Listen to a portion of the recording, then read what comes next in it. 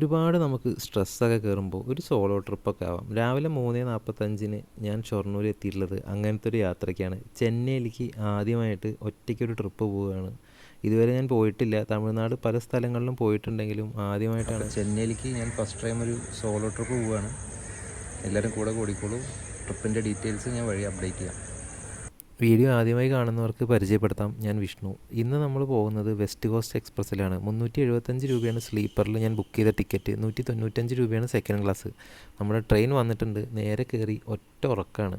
ഉറങ്ങി എണീറ്റപ്പോൾ പിന്നെ കാണുന്നത് ഈ ഒരു മനോഹരമായൊരു കാഴ്ചകളാണ്. തമിഴ്നാട്ടിൻ്റെ ഏതൊക്കെയോ ഭാഗങ്ങളിലൂടെ ട്രെയിൻ പോയിക്കൊണ്ടിരിക്കുകയാണ്.